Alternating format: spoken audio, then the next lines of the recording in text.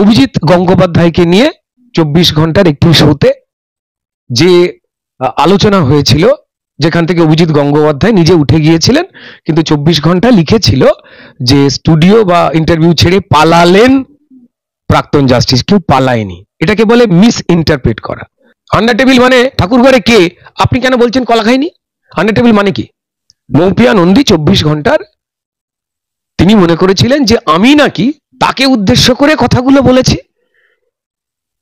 আমার যত সাংবাদিক বন্ধু, যত আইনজীবী বন্ধু, প্রত্যেককে আমি বলেছিলাম যে ইন্টারভিউটাতে দেখিয়ে দাও তো, ও খুব রেগে গেছে, হতে পারে আমি 6 বলছি, আপনি ওদিক থেকে 9 দেখছেন, এটা আপনার ইচ্ছা। তারা গোয়ায় গেছিলেন, সারা ভারতবর্ষ ঘুরে বেড়াচ্ছেন, ত্রিপুরায় গেছিলেন, তাদের চু কিট নয়, তিনি চুতেই থেমে গেছেন। এবার চু দিয়ে কি হয় সেটা পরিষ্কার তিনি বলতে পারবেন, আমরা তো বলতে পারবো না। চু পশ্চিমবঙ্গের বর্ডারে শেষ, কিত কিছুই হয়নি। তো আমি জানি না উনি কিতকিত খেলতে গেছেন, মানুষের জীবন নিয়ে তৃণমূল কিতকিত। মুখ্যমন্ত্রী দেখুন, তৃণমূল নেত্রী বলেছিলেন যে অভিজিৎ গঙ্গোপাধ্যায় কেন ঘুষ খেতে খেতে ইন্টারভিউ দেবেন না, কেন চাকরি খেতে খেতে ইন্টারভিউ দেবেন না, কেন গরু খেতে খেতে ইন্টারভিউ দেবেন না, কেন কয়লা খেতে খেতে ইন্টারভিউ দেবেন না, কেন ওবিসি সার্টিফিকেট খেতে খেতে ইন্টারভিউ দেবেন না, যেটা তৃণমূল করে থাকে, যেটা তৃণমূল সারাক্ষণ খায়। তার বদলে কেন অভিজিৎ গঙ্গোপাধ্যায় মুড়ি খাবেন? আমি যতদূর জানি মাননীয় মুখ্যমন্ত্রীর প্রিয় খাবারের মধ্যে মুড়ি পড়ে, তাই উনি একটু হিংসুটে হয়ে গেছেন যে মুড়ি আমার একা হয়তো অধিকার, আমি খাবো মুড়ি, অভিজিৎ গাঙ্গুলি কেন খাবেন? আমি এটা মজা করে বললাম। তো যাই হোক, এটা নিয়ে উঠে চলে যান। তারপর পরিষ্কার কোন একটি নতুন পোর্টাল তারা আমায় জিজ্ঞাসা করে এই বিষয়তে, আমি তাদের বলে দিই পরিষ্কার করে যে আমি মৌপিয়া নন্দীও নই, আমি অভিজিৎ গঙ্গোপাধ্যায় নই, তিনি আমার দলের প্রার্থী ডেফিনেটলি। তিনি প্রচার সেরে ক্লান্ত হয়ে, যার প্রচারে আমি ছিলাম অ্যাজ স্টার ক্যাম্পেনার। তো তারপর পরিষ্কার যা হয় আমি বলি যে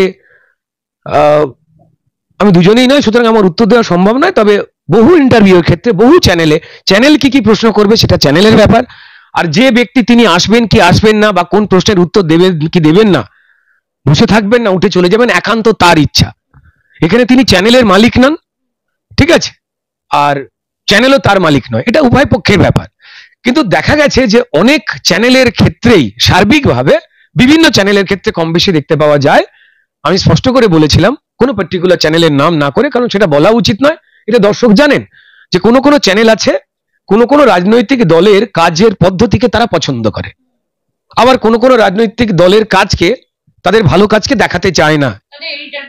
এটা এডিটর পলিসি, এটা নিয়ে তো আমাদের কোনো কিছু বলার নেই। আপনি সাংবাদিক হিসেবে আপনি যতই নিরপেক্ষতার কথা বলুন না কেন, আমরা এই উদাহরণগুলো বিভিন্ন চ্যানেল থেকেই এতগুলো বছর ধরে আমরা দেখে এসেছি, বড় হয়েছি।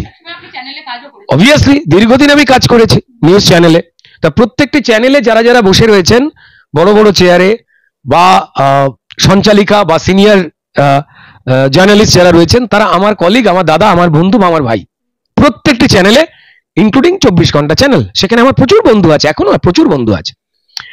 তো এবার সেই ক্ষেত্রে যাই হোক না কেন, সেখানে বলেছিলাম যে কার সঙ্গে কার কি সম্পর্ক, সেখানে কার কি আন্ডার কারেন্ট, কার কি ভাব ভালোবাসার সম্পর্ক, শত্রুতার সম্পর্ক। আন্ডার টেবিল, হ্যাঁ আন্ডার টেবিল কি? আমার আন্ডার টেবিল পা আছে, আমার আন্ডার টেবিলে পা আছে, আমার আন্ডার টেবিলে কার্পেট আছে। কালীঘাট নয়, ওটাকে উনি খালিঘাট বানিয়েছেন।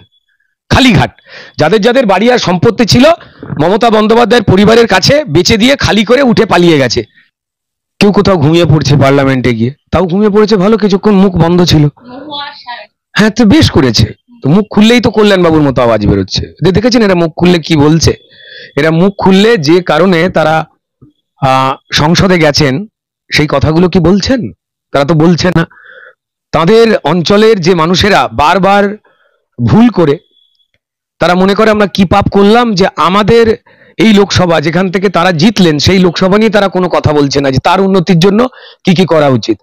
এই কল্যাণ বাবু কি সারা শ্রীরামপুর জুড়ে সবাইকে কিতকিত খেলাতে চাইছেন? চু কিতকিত কিতকিত, আর নাকি পরিষ্কার মহুয়া মৈত্র তিনি তার ইউট্রাস মানে জরায়ু অপারেশনে বাদ হয়েছে, না কে কবে কি কেটে ফেলে দিয়েছে তার ব্যক্তিগত, নাকি আমার কবে পেট খারাপ হয়েছিল, ঠিক আছে, আমার পরশুদিন জ্বর হয়েছিল। তো এই কথা বলবার জন্য তো সংসদে তাকে চেয়ার দেওয়া হয়নি, মানুষ তাকে ভোট দেননি।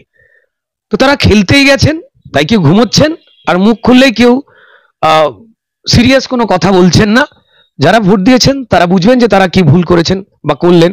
আর যদি এই ভোট মানুষ গণতান্ত্রিক পদ্ধতির মধ্যে দিয়ে নির্ভয়ের সঙ্গে এটা সেটা আটকে দেবে, তৃণমূলের যে তালিবানি, নাহলে চাবুক মারা হয়, তো তৃণমূলের কথা না শুনলে নগ্ন করে ছোটানো হয় কুচবিহার টু চোপড়া, যেখানে পশ্চিমবঙ্গে প্রচুর মানুষ রয়েছেন। শুধু আমি তৃণমূল তো দেখুন, তৃণমূল অন্যায় চুরি করতে এসছে, ওরা গর্বিত ভাবেই প্রমাণ করে, ঠিক আছে। আমি জানি না সংসদে যারা গিয়ে বড় বড় কথা বলছিলেন দেশের গণতন্ত্র রক্ষার কথা, তাদের হাতেই যে পশ্চিমবঙ্গের গণতন্ত্র লুণ্ঠিত হয়ে গেছে বা লোটা হয়ে গেছে, এটা যে সারা ভারতবর্ষের মানুষ জানে না। এটা ভাবলেন কি করে তৃণমূলের সাংসদরা, এটা ভাবলেন কি করে কল্যাণ ব্যানার্জিরা?